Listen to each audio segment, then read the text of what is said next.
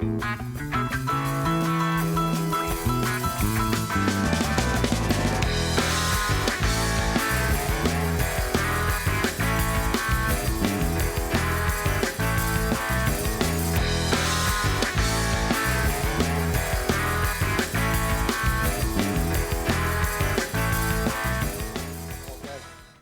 everybody, welcome to the August 14th, 2015 edition of Colorado Inside Out. I'm your host, Dominic Dezzutti. Thank you very much for joining us. Let's get a quick take on the Aurora City Council proposal that would make it easier for developers to build condos without fear of being sued over construction defects. Patty Calhoun from Westward. Now, this has failed in the legislature a couple of times. Now cities are taking it up by themselves. Is this an effective way to do it? Well, in Aurora, it certainly will be an effective way to do it. I can't see that city council quibbling over passing something like this. In Denver, which is making some noise about doing the same, I think would have a much tougher time passing. But if the legislature is not going to do anything, certainly plenty of towns are going to take initiative themselves. David Kopel from the Independence Institute and DU Law School.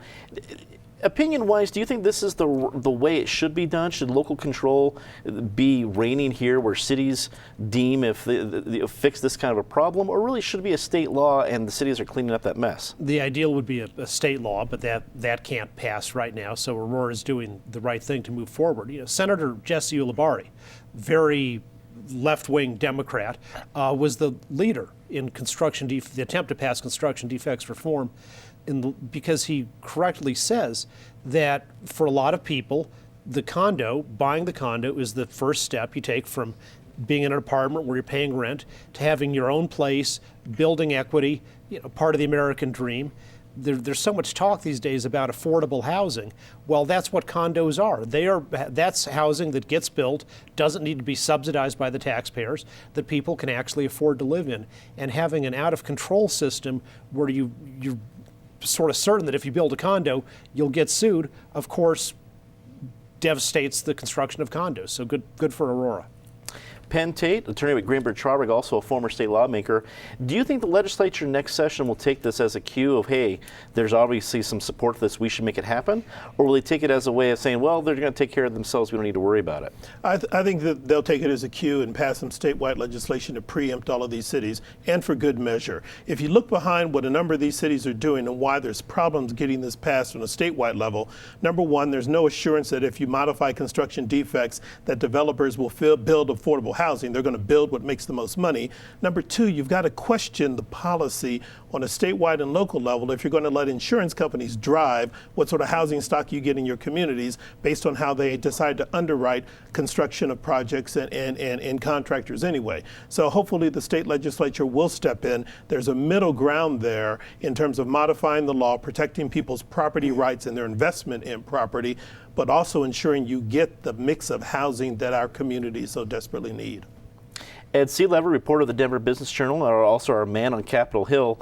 You've seen the fights, you've seen how the failures to pass this bill at the Hill. Do you think there's momentum now to maybe see it happen since cities are taking it up themselves? Well, I mean, give the local authorities credit. They said, as they went through this, knowing they were fighting a losing battle last year, they said, well, if the legislature won't do anything, we'll do it ourselves. And sure enough, they are doing it themselves. I don't think we're going to have enough time pass where the legislature can look at the effect of these laws yet. I mean, after these pass, you've still got to then go out and find developers who want to build, and those developers have to build condos, and then they have to actually, get sued to test out the merits of this law.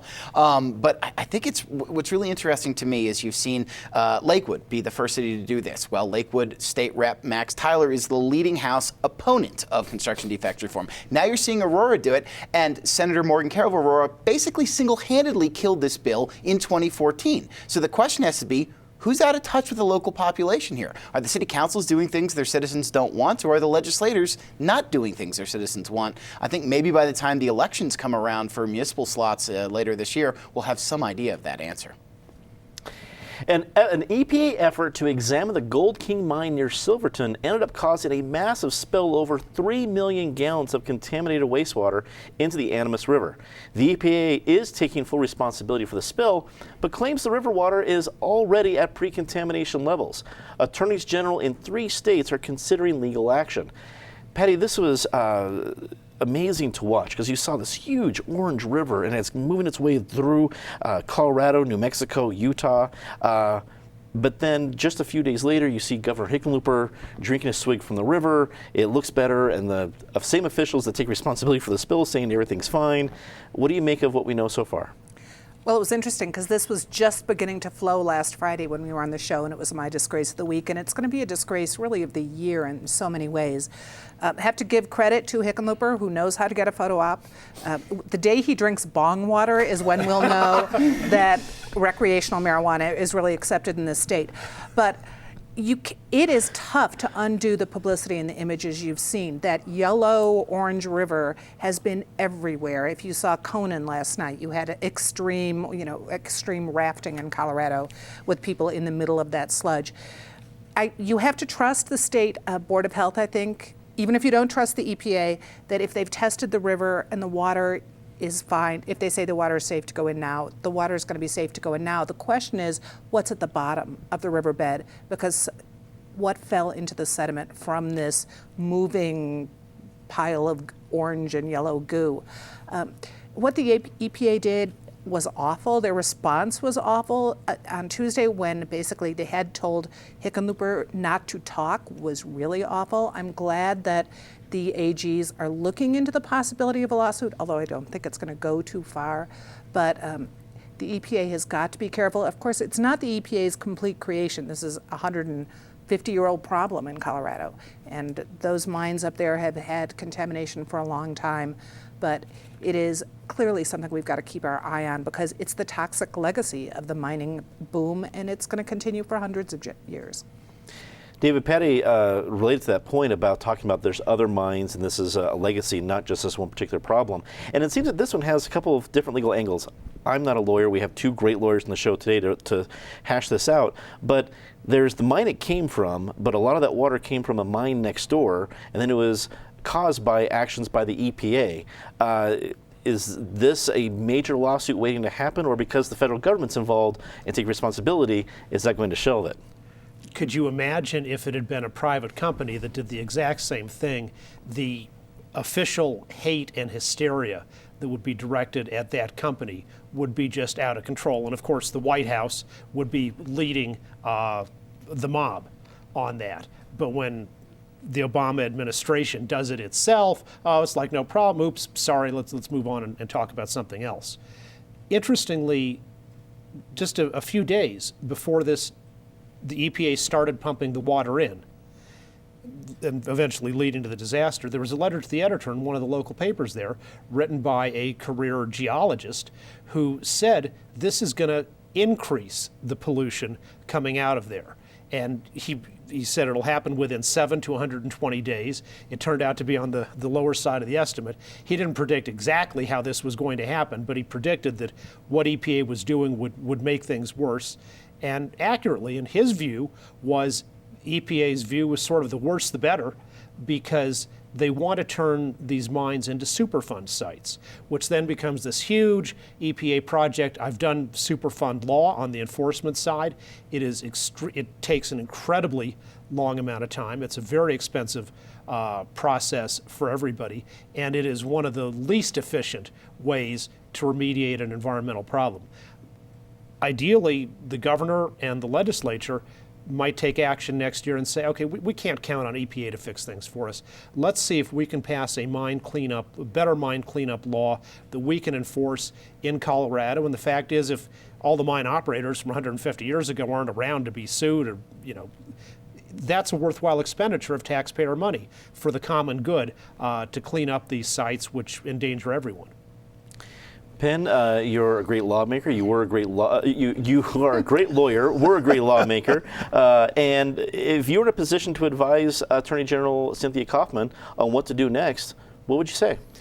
I think she's taking the correct course of action. I think you need to examine and weigh all the facts, talk with the attorneys general in New Mexico and Utah, as she's doing, confer with them, confer with CDPHE and the EPA, because the reality is EPA released the mess, but they didn't necessarily put the mess in the mine or in the adjoining mine or in other mines. And Patty's right. This is a legacy of the state. Mining has been instrumental to the state of Colorado. You might say that in many instances, but for mining, there'd be no state of Colorado, because that's what brought people here in large quantities. And so, and mining continues in this state. And we need to continue to have some sort of appropriate regulatory structure for mining so that it's safe for workers and for the environment and for the community, both in operation and in cleanup. And what this has shown is we've got some work to do in the cleanup phase of that. So Attorney General Kaufman needs to keep an eye on this. Frankly, La Plata County, Durango, Southern Ute Tribe, affected landowners, they all need to keep an eye on this, because we don't know yet if anything has settled in the bottom of the riverbed. We'll find out. Some have said that with the snow we've had and the rain and the rivers running so quickly that there wasn't time for anything to settle, but you don't know. That testing's got to be done. So there's more work to be done, but I disagree with David a little. I think the EPA is going to get a black eye on this one, but I also think we're going to potentially see some action against some of the private mine owners who were the subject of these efforts to try to clean up the mines they left behind. And beyond just the environmental disaster, which has been a big deal, we're talking about millions of times of heavy metals, things like that. But there's a big economic factor here too, in a part of the state that frankly isn't suited well to take on a lot of economic abuse. Do you think there's going to be some ramifications on that side of the coin? Well, there has to be, and the EPA has come out and they've said we are going to find a way to reimburse businesses for business they lost. I mean, but the question is going to be, how do you go about that? I mean, how long is the river going to be closed? I mean, some of these rafting businesses are not high profit businesses. I mean, the longer that this is shut down, the more chances are that they're going to be out of business, not just losing business because of that. There's also the greater factor of what does this do for tourism in Colorado? I mean, clearly we are now, we've gone from being splashed across the nation for being the state where somebody shot 12 people in a movie theater, killed 12 and shot 70 others, to now the state where our rivers look like some kind of odd soup. And this is, it reminds me of the wildfires of 2002. This is not going to do well as people are looking about where I want to go next summer. So I think this is going to have greater economic impact. I think the EPA had better come in and really at least find the direct link between business lost and their actions and make sure to reimburse that. But we've got to talk about something bigger to promote Colorado coming out of this. Without being able to reach a unanimous decision, the jury in the Aurora Theater shooting trial handed down a life sentence with no chance for parole last Friday. One victim's brother tweeted his support of the single juror that was against issuing a death sentence, while suggesting that the $5 million spent on the case could have been spent on mental health in Colorado. David, this decision came out after we were taped last week, 5 o'clock. I think a lot of eyes were looking at the TV screens, Twitter feeds, whatever have you. There was shock, there was surprise, a lot of talk about, with some of the death penalty in Colorado, talk about capital punishment. I don't know if we're still going to get there, but let's stick with the decision. Were you surprised at how it came out?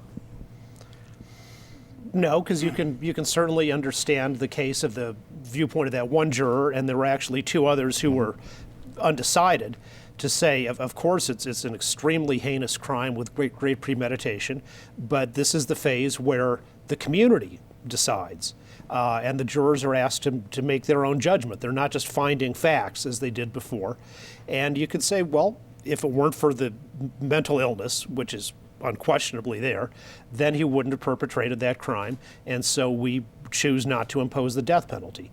I think if I'd been on the jury, I would have voted the other way. I was rooting for capital punishment, but I also respect the process and the system. And the prosecuting team and the defense team both did an outstanding job, and this is an example of the system working. It would have been wrong to take away, in a state which has chosen to have capital punishment, to take that decision away and just do a plea bargain at the beginning.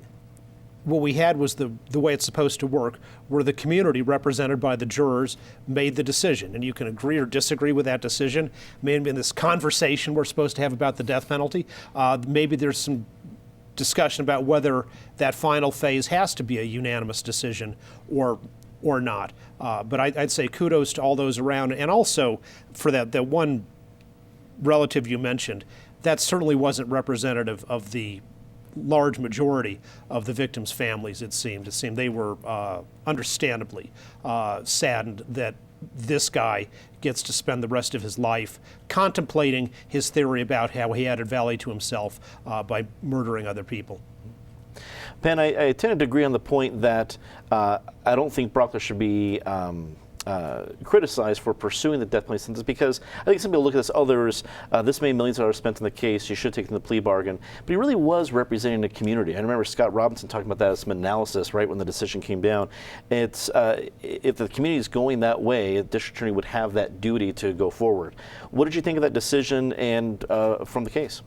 Let me begin by first congratulating and thanking the jury, because one thing about our system of jurisprudence, being tried by a jury of your peers, they did their job, they did it well, and they should be commended and thanked for all of the hours they spent and devoted to this case.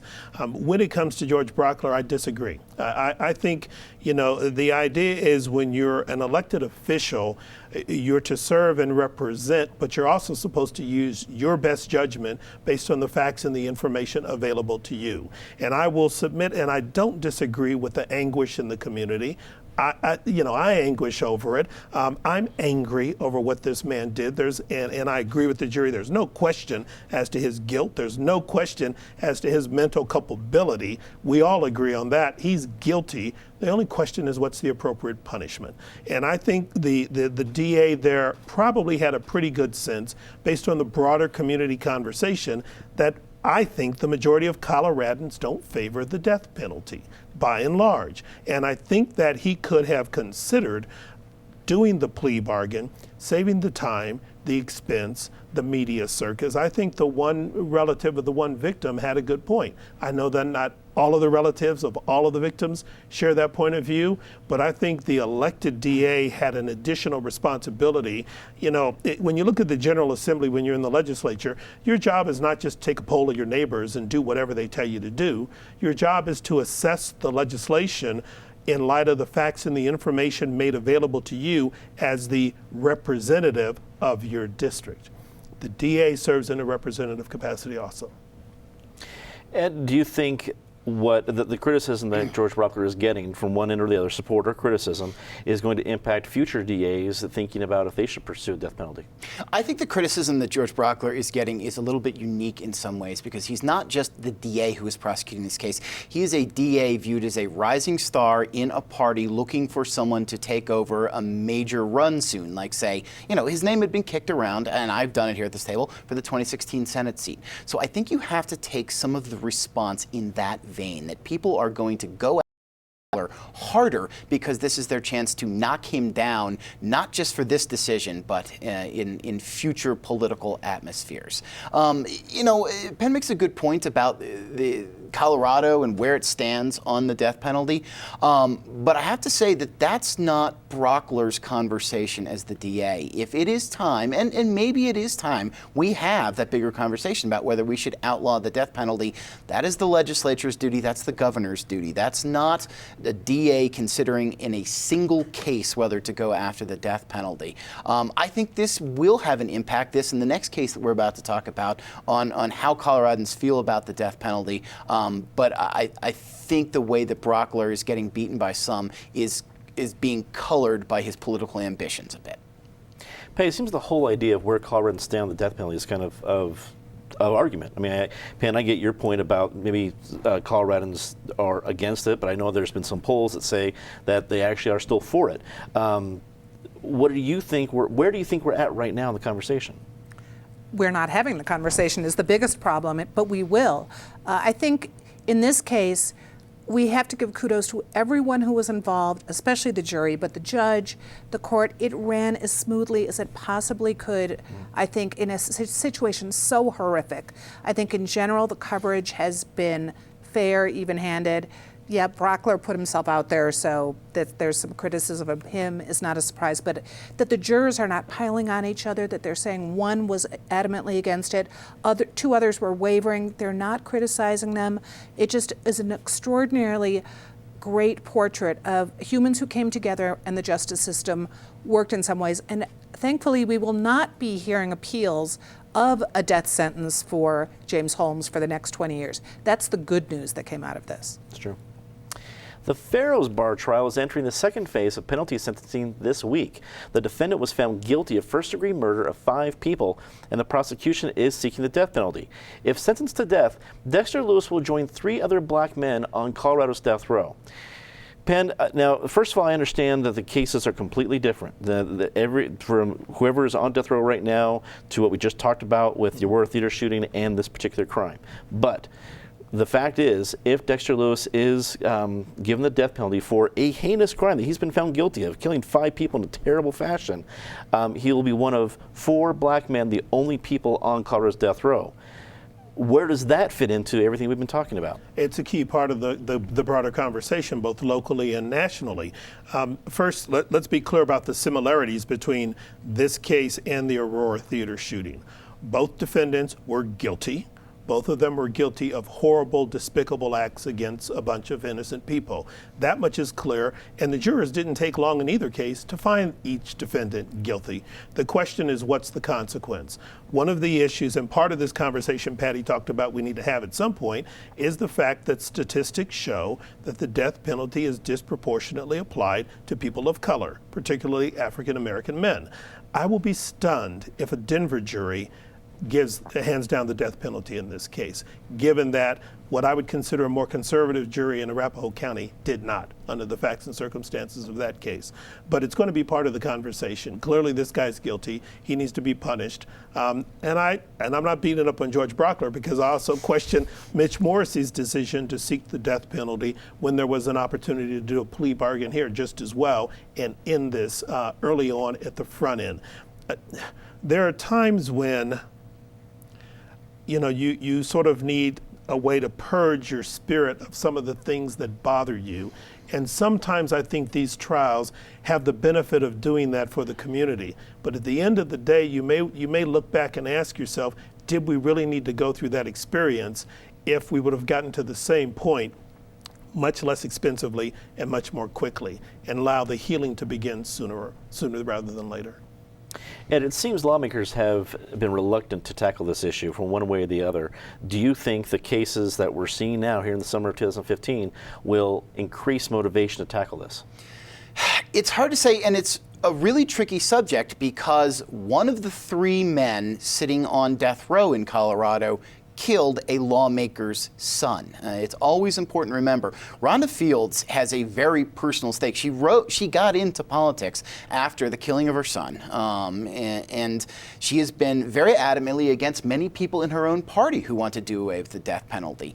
And I think it's an issue that even in Democratic circles on the Capitol is hard to cross, because now you are personally affecting one of your cohorts if you vote one way or another, and you can't say that about a lot of votes there. Look, it's never an easy subject to bring up. I don't think the subject will come up in 2016, which is an election year. I think, if anything, it may come back up in 2017. But Penn makes a great point about the fact that if this goes to a death penalty conviction, there will be 4 black men and no white men on death row in Colorado. But it's also interesting to note, and this is just what I alluded to, that one of those black men who is on death row is on there for killing 2 black people. So it's not like Colorado juries are sentencing only black people who are killing white people. That's what makes it such a tough thing to look at in the aggregate. I mean, if they vote for the death penalty, I mean, there doesn't seem to be as much mitigating mental health circumstances here. What does that mean to it? And the fact that this is 12 jurors who are different than those 12 jurors. Again, I think this is why we need to have a greater conversation rather than draw conclusions from 2 cases that are being decided within weeks of each other. Patty, running short on time, your thoughts? I think we will not get the death penalty decision here because it's Denver, and because it is, no matter what color I think the defendant was, it won't happen in Denver, but the conversation is going to continue. David, your thoughts? D.A. Morrissey did the right thing in bringing this case and seeking capital punishment. It's a crime that absolutely merits it. The people of Denver can make the decision. It is rare for Denver DAs to bring capital charges, but this is one of those unusual cases where the crime was so extreme that it was the right decision to give the community the choice. Well, it's our favorite part of the show. Let's do it quickly. Disgrace of the week. Patty? The 16th Street Mall, which celebrated its 30th birthday recently, they're doing some reconfiguring, looking to revision what we do, which includes maybe moving the buses, an idea that I think is kind of stupid, but there's no denying we need more police presence down there. We need to deal with the issues of the homeless, the mall rats, and witness the near riot that broke out last night that wound up with 2 people in the hospital after some of the teenagers attacked diners. David. On the day that the embassy in Cuba opens, more Cubans than ever are in jail and prison for speaking out and exercising the right of freedom of speech. President Obama is, when dealing with tyrants, a terrible negotiator and has left the free people of Cuba, the people who want to be free, worse off than ever before. Penn. I agree with Patty. I think the riot or the disturbance on the 16th Street Mall just points out how desperately in need of a do-over the mall requires. And given its role in the heart of a really vibrant city that is, by all accounts, is just exploding in terms of growth and development and wealth and prosperity, it's really disappointing. If we can do bond deals for the National Western Stock Show and a number of other places, why can't we fix the heart of downtown? Ed. Imagine the furor that rightly would have erupted had Mitt Romney sued in 2012 to stop campaign opponents from releasing video of the speech in which he made his 47% remarks. Yet the same brand of liberal activists who cheered that video's release are now suing and launching politically motivated investigations against the Center for Medical Progress for their undercover videos of Planned Parenthood officials talking about bartering fetal body parts. Folks, quashing free speech is wrong, no matter who tries to do it. And frankly, if you don't like what Planned Parenthood said in those videos, maybe we should be talking about what they said, not who recorded them. We have to say something nice very quickly. Patty. Southwestern Colorado, the tourism groups, the towns that are losing business, the states downstream from them, let's hope people remember to come to Colorado. George Gwozdecki, former national champion hockey coach at Denver University, is now going to head the hockey program at Valor Christian High School. Penn. Sam Lovett, not an elected official, not a well-known public official, but the unofficial mayor of Ash Street who passed away a few days ago. Pollsters are showing Donald Trump losing support after last week's debate. So, hey, let's give the American voters some credit. I'm not going to jump on that train. That's all the time we have tonight. Thanks for tuning in. Remember that you can catch any part of the show or CIO postgame online, and be sure to check out the CIO podcast on iTunes. For everyone here at Channel 12, I'm Dominic Dezzutti. Thanks for watching. Good night.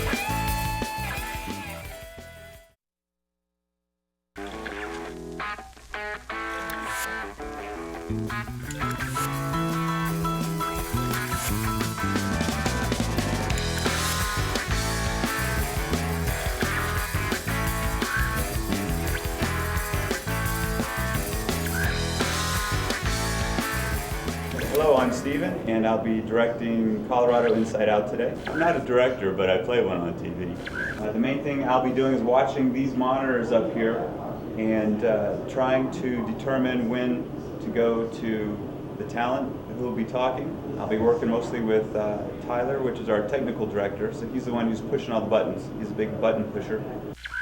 Hello, my name is Tyler. I'm the technical director here. It's called a switcher.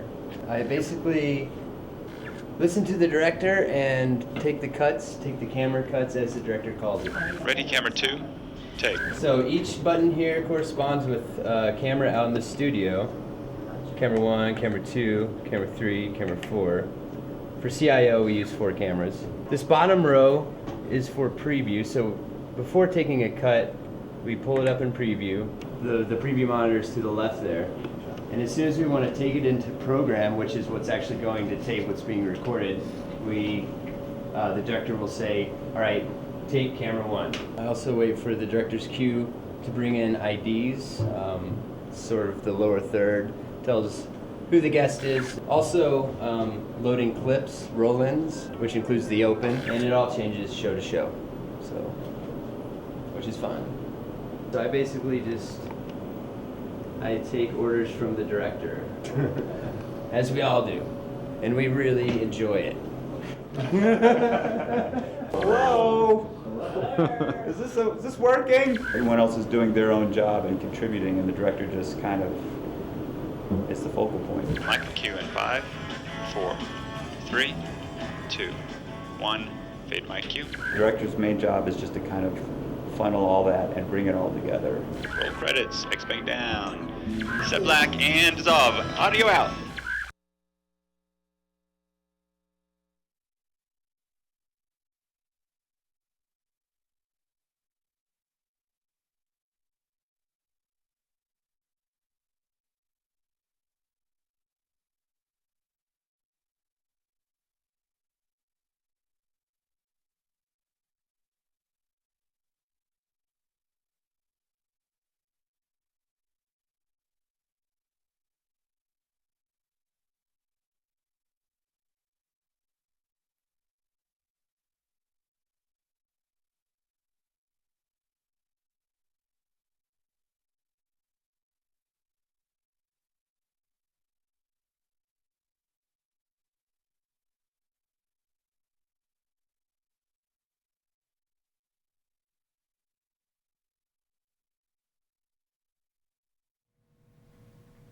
Welcome to the August 14th edition of Colorado Inside Out Postgame, a special web-exclusive production here on Channel 12.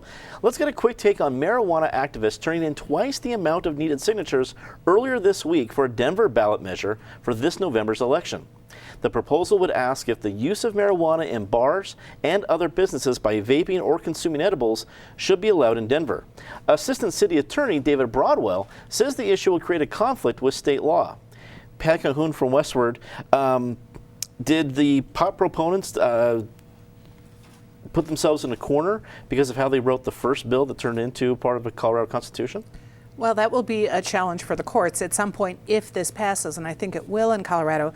What they will explain is that it's not like you can smoke because the Clean Air Act overrules everything on that. So it'll be only restaurants and bars that choose to opt in and allow the consumption. The argument will be, is it in public or not?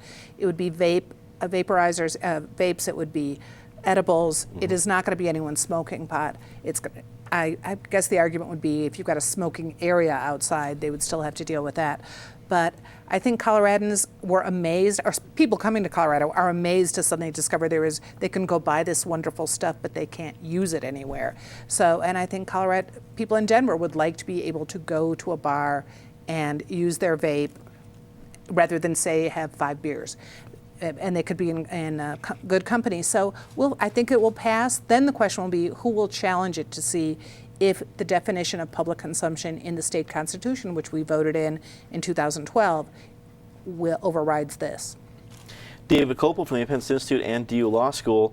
I understand the argument made by Assistant City Attorney David Broadwell, but I'm wondering just about the general flow of public opinion. Do you think Denver's at a place where they would approve this, even if there's a legal challenge, or is it a step too far for the citizens of Denver?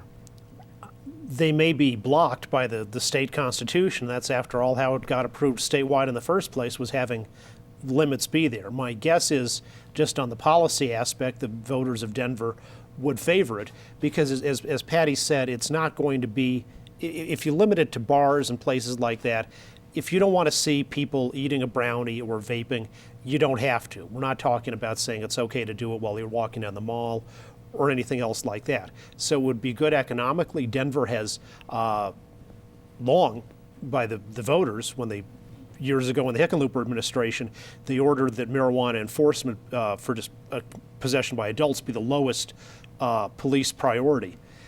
So I think, and Denver's doing well financially, economically, in part because, unlike some other jurisdictions, they've chosen to allow the businesses to exist here. And again, that's the Constitution allows communities to have that choice. Denver's taken the pro-prosperity approach to things. So my guess is this would have a good chance of passing. Penn Tate, attorney at Greenberg Traurig, also a longtime state lawmaker. Even if Denver does pass this, do you see this as something that would set any trends in other cities, or is Denver kind of an outlier in this situation? I think Denver will be an outlier initially. I can see certain communities, select communities around the state, probably following suit and putting some issues on the ballot for their constituents to vote on. But I'm not so convinced Denver voters are going to vote for this. There is something about the attitude, or perhaps the culture, that says we think it ought to be legal, we think it ought to be decriminalized. It's the sort of thing you do in the comfort and privacy of your house and or apartment, but we don't necessarily want a bunch of people doing it in restaurants, whether it's edibles or vaping. This is going to be, I think, a really key test to see just where the community is on this, what's been a political social issue for so many decades in this country, to what's now perhaps one of just managing a lawful activity like we do alcohol consumption and a host of other things. But I'm not convinced this measure is going to pass in Denver. It'll be interesting to see. Ed Seelever with the Denver Business Journal. I know this wouldn't be affected by lawmakers. This is just a Denver ballot measure going strictly to the voters. But do you think that there would be any movement to adjust the current law to open it up a little bit if Denver voters want to see this happen?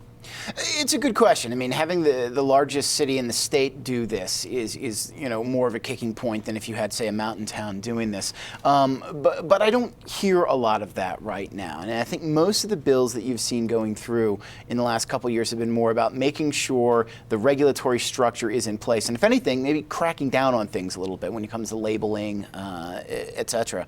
I don't know that this is going to create a full whole hog push for people to go out and say, no, there's this growing movement to have these things be allowed in bars across the area. And I'm gonna agree with Penn on this one. I'm not sure this passes either. First of all, it's great that they got double the amount of signatures that they got, or whatever it was, but let's not forget, it was just 4 years ago, we saw citizens gather signatures for an initiative to require paid sick leave in Denver, and that fell 2-1 at the ballot in Denver. So just getting it on doesn't mean you're going to be able to pass it. I think there's also a question, and it's interesting working with the business leaders. They've never been against the idea of legalized marijuana or even the consumption of it. It's the reputation that Denver gets and that Colorado gets because we're legalized that they worry about. And I think people might look at this the same way. It's one thing to legalize marijuana in this very libertarian streak that we have in Colorado. But now I hear people, even who have supported legalized marijuana, saying